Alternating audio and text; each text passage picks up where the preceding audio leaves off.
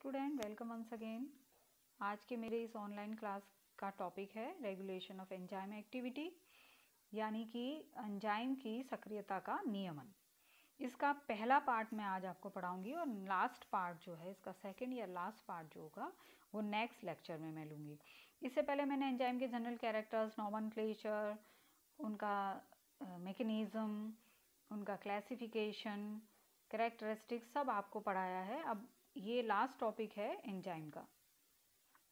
जब हम एंजाइम के रेगुलेशन की बात करते हैं तो एंजाइम जब कोशिकाओं किसी भी कोशिका में एंजाइमों की जो एक्टिविटी होती है, उसकी जो सक्रियता होती है वो अक्सर कंट्रोल्ड होती है। तो एंजाइम की सक्रियता का जो नियमन है वो उसमें उपस्थित एंजाइमों के सिंथेसिस यानी संश्लेषण, उनके विघटन यानी कि डिग्रेडेशन, उनका मॉड्यूलेशन या इनहिबिशन किसी के भी द्वारा संपन्न हो सकती है। यानी ये सब चीज़ें अगर हम पढ़ रहे हैं तो हम कह रहे हैं कि एंजाइम का नियमन हो रहा है।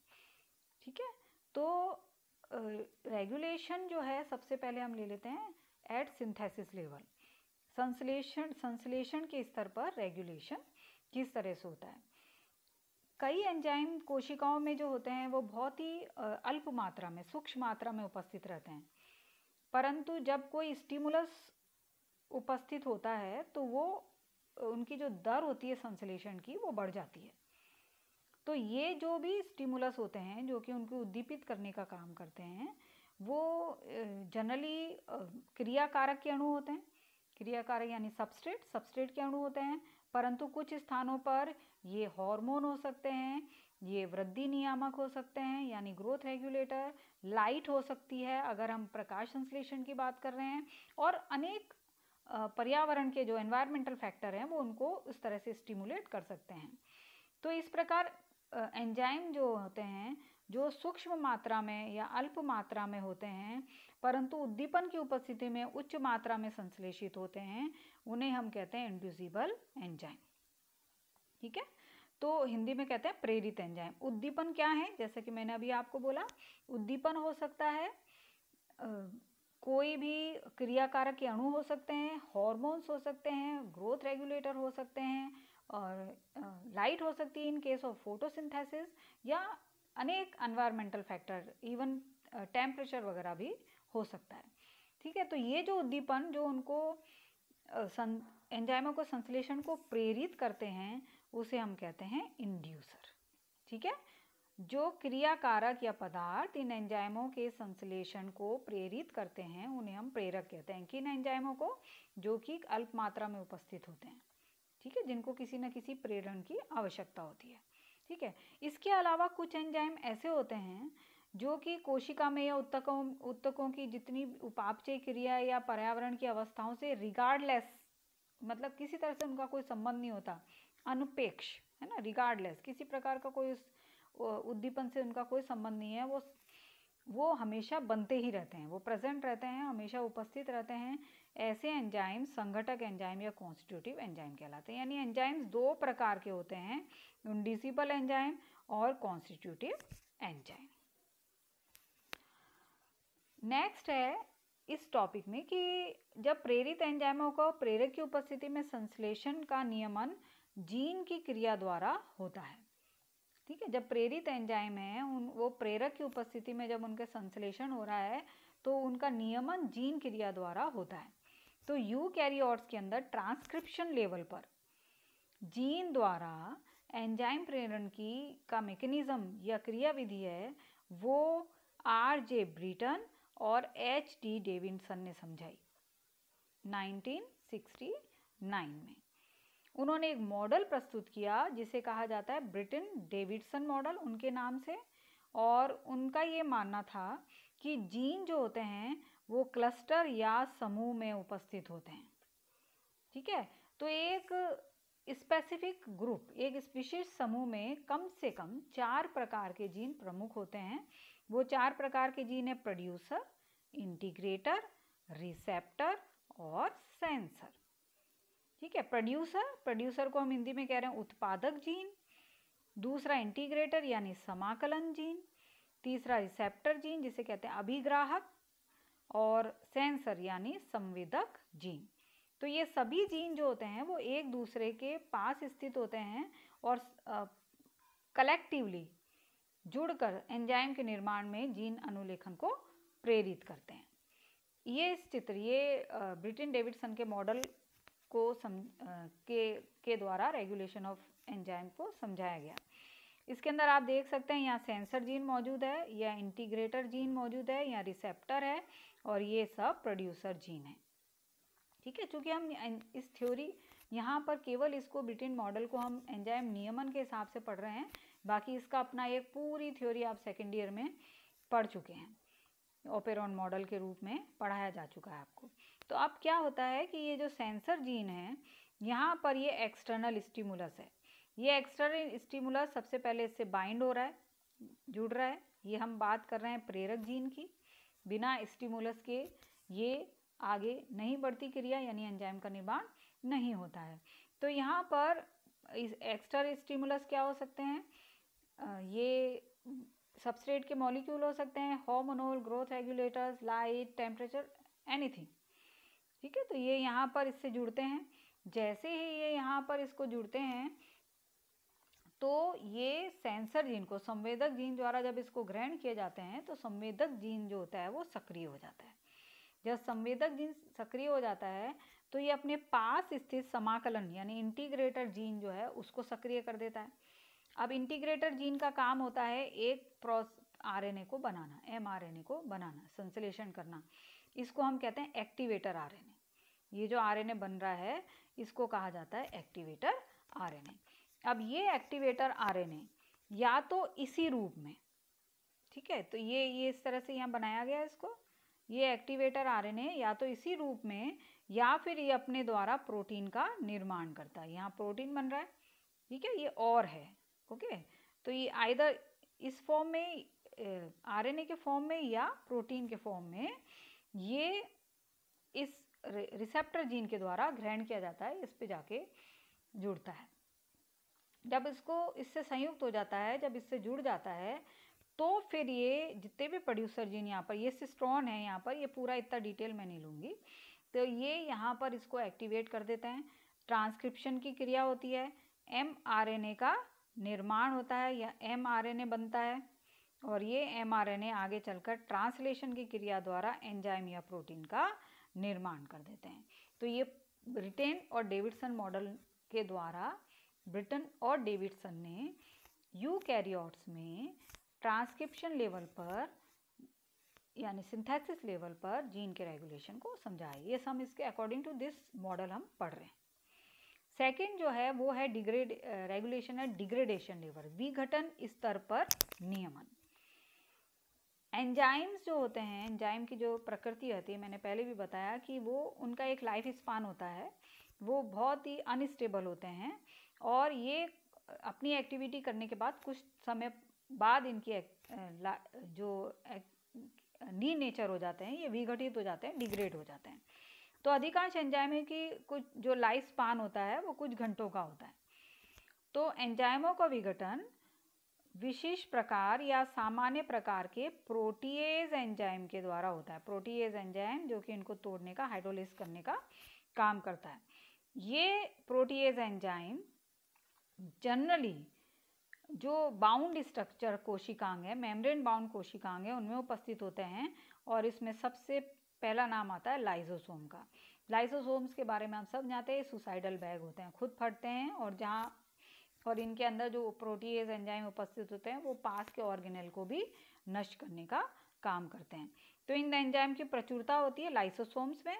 जैसे ही कुछ परिस्थितियाँ आती हैं और इनका जो ये मेम्ब्रेन है, जो कोष्ठ है उनका, जो वो टूट जाता है, तो वो प्रोटीएज अन्य एंजाइमों का प्राचन प्रारंभ कर देते हैं।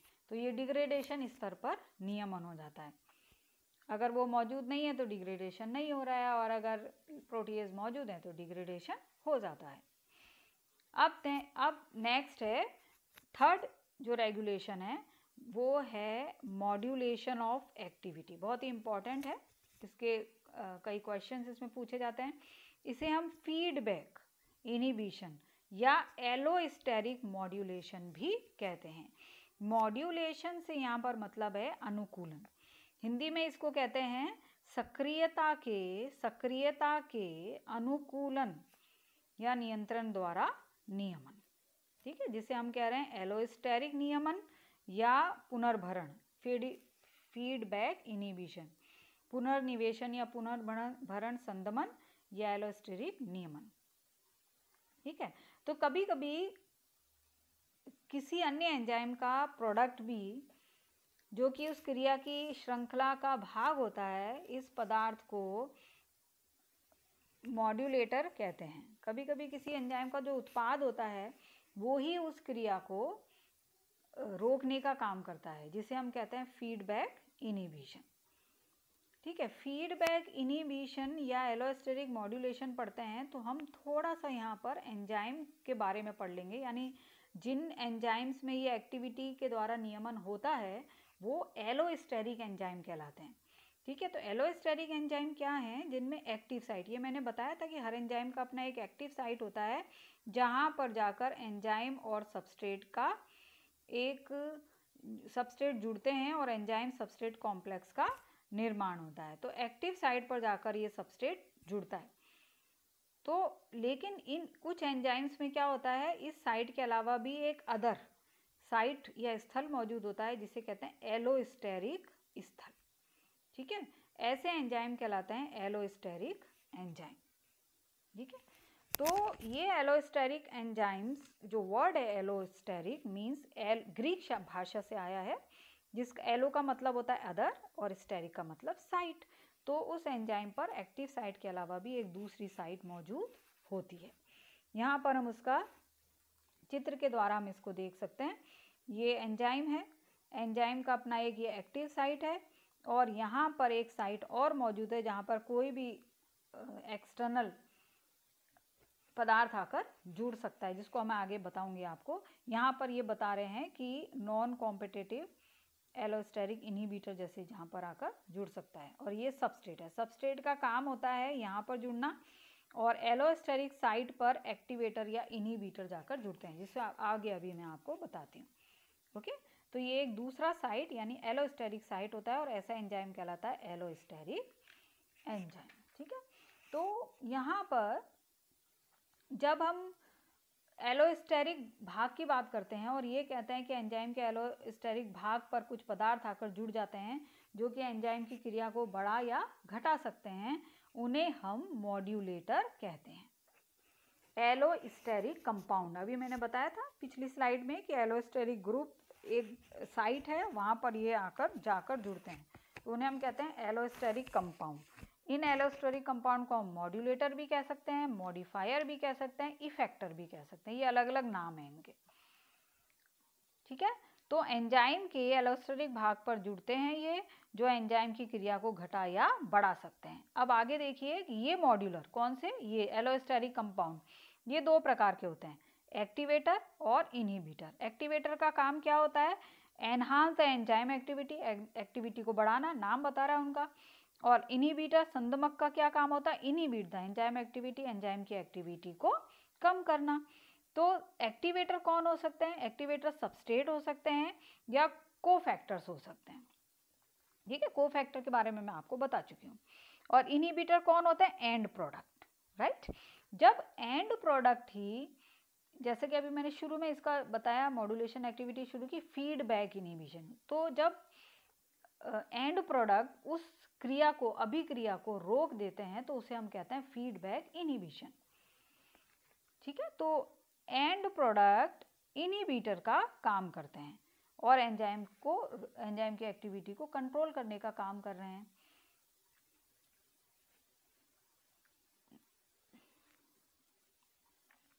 ठीक है, तो ये एलोस्टेरिक एंजाइम की एक्टिविटी को हम यहाँ देख सकते हैं।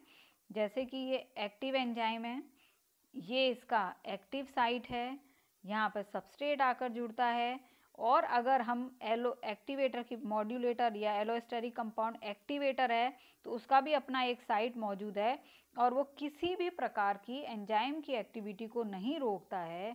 एक्टिवेटर एंजाइम की एक्टिविटी को बढ़ाता ही है, तो एंजाइम एक्टिव रहता है।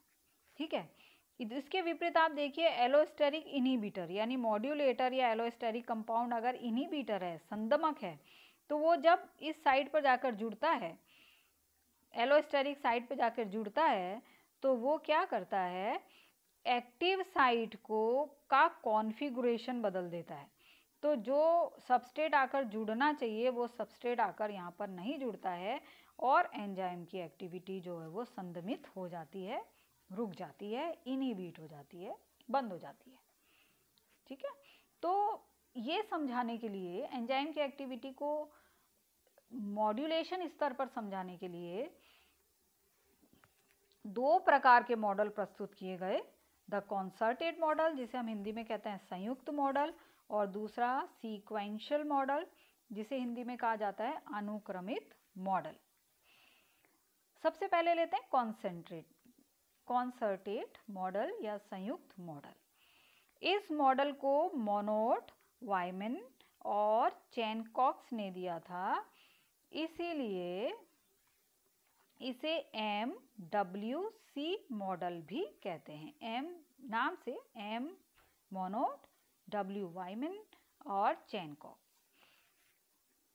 इसमें इस मॉडल के अनुसार, यानी इनके MWC मॉडल के अनुसार, किसी भी एलोस्टेरिक एंजाइम के दो अवस्थाएं मिलती हैं। किसी भी एलोस्टेरिक एंजाइम की दो अवस्थाएं होती हैं, एक टी स्टेट जिसे टेंस अवस्था कहते हैं और एक आर स्टेट जिसे रिलैक्स्ड अवस्था कहते हैं।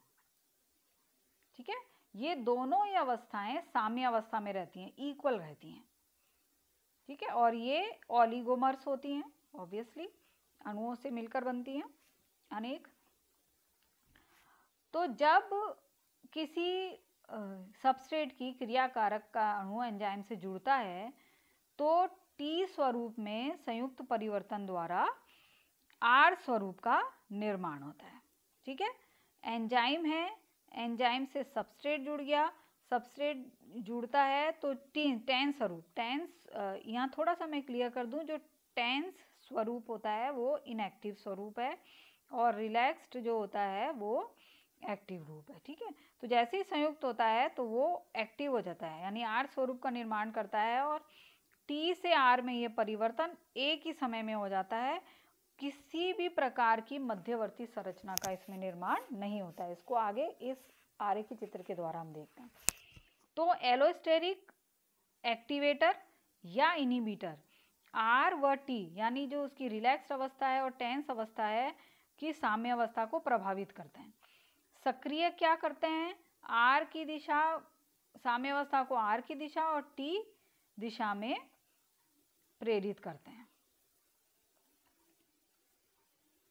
ओके, अब इस चित्र में देखिए एक एक्टिव एंजाइम दिखाया गया है, आर यानी रिलैक्स फॉर्म है इसकी, राइट। अब इनहिबिटर यहाँ पर आया, ये इनहिबिटर है। इनहिबिटर ने एरो शो कर रहा है, इसको इनएक्टिव एंजाइम में किस में बदल दिया, टेंस फॉर्म के अंदर। एक्टिवेटर का काम क्या होता है, वापस इस टेंस फॉर्म को, यानी जो टी फॉर्म हो उसको वापस आर फॉर्म में बदल देना। ठीक है, तो टी से आर और आर से टी स्वरूप, यानी एक्टिव से इनएक्टिव और इनएक्टिव से एक्टिव जो रूप हैं वो एक ही बार में कन्वर्ट हो जाते हैं। इनमें किसी प्रकार का कोई इंटरमीडिएट प्रोडक्ट्स का निर्माण नहीं होता है। अब नेक्स्ट देखते हैं द सीक्वेंशियल मॉडल, अनुक्रमिक मॉडल, जिसको कि कॉशलैंड ने, निमैथी ने और फिल्मर ने दिया, इसलिए इसका नाम KN और F, KNF मॉडल भी इसको कहते हैं। 1966 में ये मॉडल दिया गया। इस मॉडल को पहले वाले मॉडल के कंटिन्यूएशन में भी इन्होंने थोड़ा सा चेंज किया, यानी इनके अनुसार भी टी और जो आर अवस्थाएं होती हैं, ये टी और आर अवस्थाएं जो होती हैं ये स्टेप बाय स्टेप होती हैं।